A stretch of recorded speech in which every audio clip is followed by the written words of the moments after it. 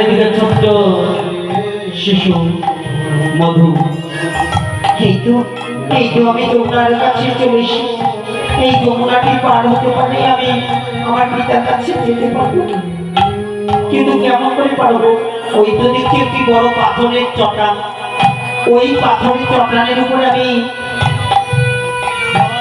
টিপি টিপি পা দিয়ে হেঁটে পার হয়ে যাব যমুনার ওপারে। যাই, আমি ওই চটানের উপর দিয়ে, পাথরের উপর দিয়ে আমি পার হয়ে যাব।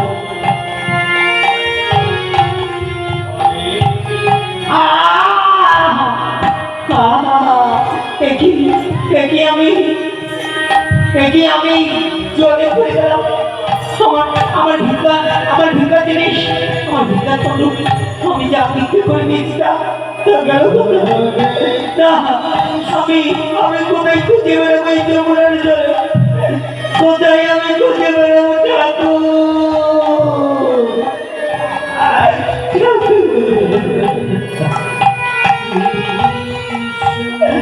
আজ ওই যে যমুনার জলে পাথরের উপরে আমি পা দিয়ে,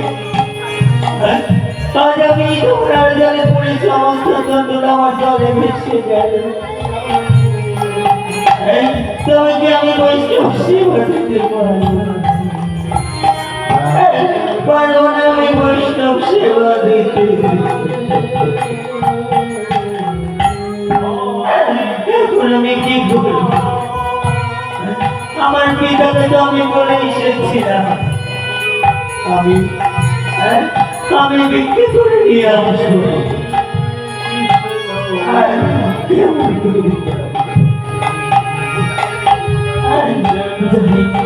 যাই, আমার বন্ধুর কাছে যাই। আমার বন্ধুর কাছে আমি জানি, আমার বন্ধু অনেক ধন্যবাদ আছে, তার কাছ থেকে আমি কিন্তু বিক্রি করে নিয়ে আসবো। যাই আমার বন্ধুর কাছে যাই।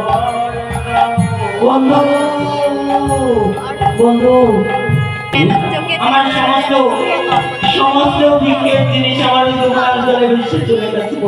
কি বলে? কেমন করে ভেসে গেল? আমি একটি পাথরের চটানে পা দিয়ে পড়ে গেছিলাম এই যমুনার জলে। তাই বলি বন্ধু, আমায় এক মুষ্টি ভিক্ষে দাও, আমি বৈষ্ণব সেবা দেব। কিন্তু বন্ধু, তুমি তো জানো এই হিন্দু শাস্ত্র থাকে সন্ধ্যার পরে কাউকে ভিক্ষে দেওয়া হয় না, সূর্য অস্তকালে তারপরে ভিক্ষে দিতে নেই। তাই বলি আমি তো তোমায় ভিক্ষে দিতে পারবো না। বন্ধু, কি বন্ধু, তুমি আমার বন্ধু হয়ে তুমি আমায় ভিক্ষে দেবে না? না বন্ধু, আমি দিতে পারবো না, তুমি আমায় ক্ষমা করো। তাহলে আমি চলে যাব, আমার বৈষ্ণব সেবা দেওয়া হবে না? শোনো বন্ধু, একটি আমি উপায় তোমায় বলে দিতে পারি। যদি সেই উপায় নিয়ে কাজ করতে পারো তাহলে বৈষ্ণব সেবা দিতে পারি। বলো বন্ধু, কি করতে হবে আমায়? শোনো, তুমি চুরি করতে পারো? চুরি কি বলি? করতে পারি না, কোনো জিনিস শিখিনি, কেমন করে চুরি করতে হয়? তাও জানো